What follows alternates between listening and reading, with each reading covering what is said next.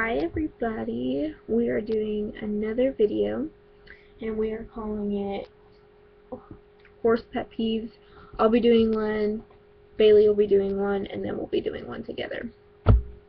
Okay, so I have a list of 12 right here. It's a lot. Talk about each one. Okay, so whether you're in the show arena or you're riding at home, when people cut you off, it's like the worst thing ever. It's like driving, okay? When you're 16 years old and you're driving, you check your blind spot to make sure nobody's there, so when you move over, you don't hit anybody.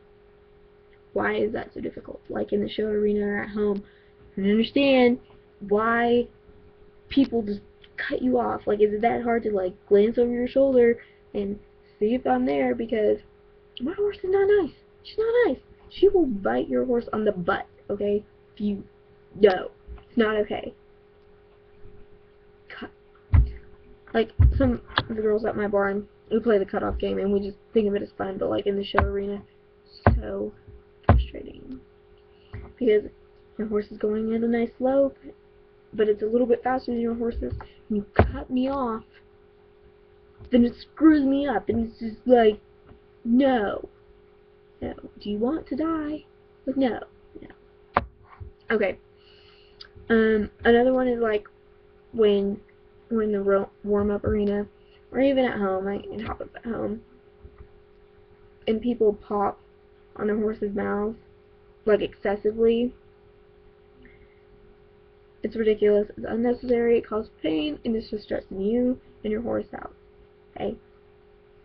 By causing your horse pain, you're stressing them out, which is going to make it even worse, and then it's going to stress you out, and then it's just going to escalate. So when you see when I see somebody popping on their horse's mouth, depends on who the person is. If I go talk to them, if it's like a big trainer, I'm like, rather not deal with that. Whereas if it's like a friend, I'm like, hey, you know, walk, take a chill pill. It's all good. No reason to be doing that mess. Okay. And kind of on a similar note, using excessive spur, like, there comes a point where it's like, okay, you're obviously doing nothing. Like, if you're having to, you know, flap your wings and try to fly away, you're kicking your horse so hard. Okay? There comes a point where you just need to stop. There's no need for, you know, butterfly wings and flapping all over the place. That's what you look like. You look ridiculous. You look like you don't know what you're doing. Okay. This actually happened a couple weeks ago when, like, a lot of people at my barn, we show different breeds. Like, I show quarter horses. A lot of people show POAs there, Pony of Americas. I don't know if any of you know what that is. And we were talking about quarter horses, and I knew more about it because I show quarter horses, and this girl didn't. She was arguing with me about it, and I was just getting so frustrated. Like, I understand you're trying to defend your point, but if I know more about it and you're sitting here arguing with me about it over something I obviously have more knowledge about, like, are you kidding me right now? Sure, you may have been doing this for like 10 years longer than I have, but breed-wise, you've been showing the same breed for these 11 years, and then I've been showing this one for 2 years, and you're, no. I don't care how long you've been doing it, if you've only stuck to that one thing, you're not Clinton Anderson, okay? You're not. So, no. Okay? A lot of these aren't just, like, horse pet peeves, they just happen, like, all the time. Like this one. Like, when people borrow your stuff and don't put it back. Like, somebody borrowed my bridle bag thing and, like, never put it back, and I didn't get it back for, like, 3 weeks. Partially because, like, she had it for 2 weeks, and then, like, the third week I just kind of forgot to grab it. But, I mean, when people borrow your stuff and they forget it, or, like, actually, okay, so I have this, like, bottle of Thriftbuster. It's, like, this big. It's purple. It costs, like, $18. It's better than the $1,800 that they'll happen if, like, I let the thrush get out of hand. Anyway, I let my friend borrow it. I guess she could give it back, but the bottle was almost full. I had used a couple treatments of it. was almost full. And when she gave, like, it's been like 5 months since she's given it back. And she gave it back and it was empty. No. Go, no. Use this entire bottle. $18 brush buster. No. Go buy me some more. Okay? That's not cool. Okay? If you use it all, I guess, you know, it's my fault for letting me, or letting you use it, but come on. You're not gonna give me an empty bottle. Like, who does that? Okay. My friend at the barn does this a lot. Okay. When people's saddle pads are, like, crooked, or, like, they're just, like, not a lot in the front, but there's super bunch in the back, and it's, like, they're uneven. It's so frustrating. Like, my OCD kicks in, and it's like, fix it, you know? Oh, it's like, no, it's not the way it goes. Like, very particular. I put it in the exact spot where it's supposed to be. It's messed up. Okay, and the same thing with, like, people's girth being loose. My friend, poor thing, she likes her girth super loose, and, like, every time she gets on, it, like, slides, and I'm just, like, before you get on, tighten it. But that's also partially because her horse is crazy, and he's a jerk, and every time she tightens the girth, he, like, tries to rip her leg off. Crazy. So that might be part of it, but it bothers me when I just see her saddles, like, you know, whatever happened to anybody. That actually happened to me the other day, except didn't really go like that. My saddle was a little loose, and the mounting block, like, fell over, and I, like, fell on the ground. It was hilarious. Okay, I wear spurs, and my spurs jingle, but, like, it even bothers me, like, when my own spurs do it, and I'm, like, walking down a concrete pathway, and, like, my spurs are just going ballistic. They're just like, clink, clink, clink, clink, clink. It's like that little annoying voice in the back of your head. You know? That's another one. Okay. This kind of goes along with the cutting off thing. When people don't pay attention. Another incident happened. So we're all riding along the rail in our indoor arena, and one girl, she's a friend and all, but she's kind of ditzy, and it's, like, really annoying.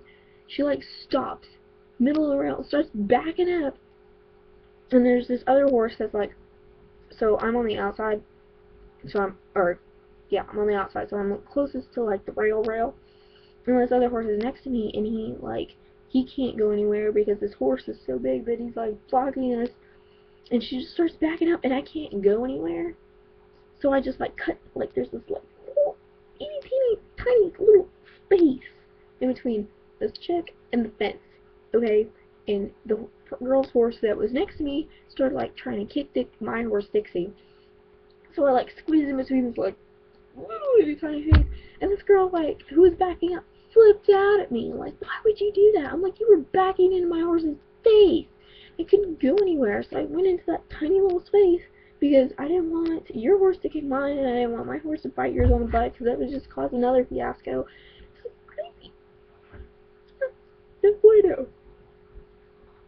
Excuse me, kind of late. Okay. When people place the blame on the horse. So, a bunch of us were jumping in the indoor arena, and, you know, the same girl who was backing into me, she's teaching her horse how to jump, and, in my opinion, she's kind of moving up height-wise too fast, because her horse doesn't really, she can't, like, her and her horse are both learning, so they just can't get their stride right, and her horse is big in this little indoor arena, so it's kind of not her fault, but it kind of is. So anyway, this foot is like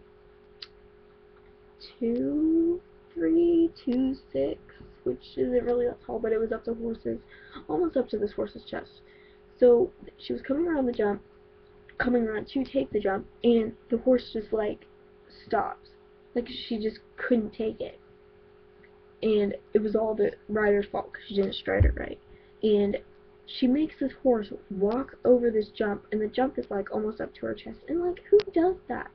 She was like, gosh, you know, you're so, and starts, like, yelling at her horse. She's like, you're so stupid.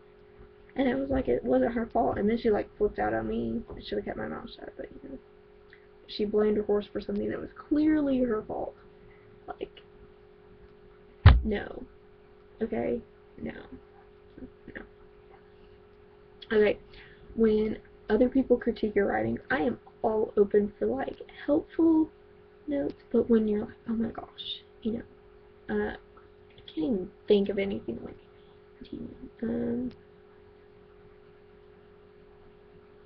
I guess I, like, when I asked my horse to love, I, like, over smooch. Like, this girl, she was like, stop smooching so much. She's like, stupid stuff like that. Or if you're, like, nitpicking, I'm like, okay, and comes a point when I'm just ignoring you, I don't even care anymore. Just stop. Stop. It's not even necessary. Just stop. It's not necessary. Okay, I'm ignoring you on purpose now. Or when, like, people tell me, my horse have it now, like, picking up the wrong lead, it's really annoying. But I mean, I've been riding long enough to where I can know if she's on the wrong lead. And people will tell me the first time, she's on the wrong lead. That's helpful. But when I ignore you because I'm about to make her counter canter for her to realize that being on the wrong lead is a lot more work than being on the right one, okay? So I'm getting ready to do the circle and they're like, she's on the wrong lead. I'm like, give me a chance to fix it, okay? Tell me once. That's helpful. Tell me twice. Kind of pushing it. Tell me 3 times. I'm gonna knock your like skull because I get it. I'm ignoring you now. Okay, this is the last one, I swear. Lesson kids. I feel bad for hating on like little children, but this is like recent. Okay, so these lesson kids, they come out to the barn and they ride once, twice a week, maybe, maybe, and they come out and they just act like they know what they're talking about. They just like act like they all that and then some. They're the potato chips to my cheeseburger. Okay, it's no, so frustrating. Or you try to help them out. Hey, if you do your route this way, it's a lot easier. Yeah, I know. No, you don't know because you were doing it wrong. Yeah. You've been doing lessons here for like 2 weeks. Okay? So you've been here 1. Okay? No. It's not the way it works. Feel bad. Hey, look, children. And like, the lessons just take up our riding time. Like, there's lessons Monday, Tuesday, Wednesday, Thursday, Friday, and Saturday. 6 out of 7 days a week there's lessons. You can't ride in the indoor arena when there's lessons. Or there's more than 2 kids per lesson. Something like that. But when it's like nasty outside and you can't ride outside and you have to ride inside, but then they kick you out because you have lessons. Like, okay, I have invested a lot of money in this. Hey, I'm bored here, you don't. I have preference. Hey, right? So I feel bad. I'm a bad person. I don't know. I think so. Oh, Lord. Anyway, alright. Sorry, that was kind of a rant, but riding pet peeves, horse pet peeves, whatever you want to call it. Oh wait, I just thought of another one.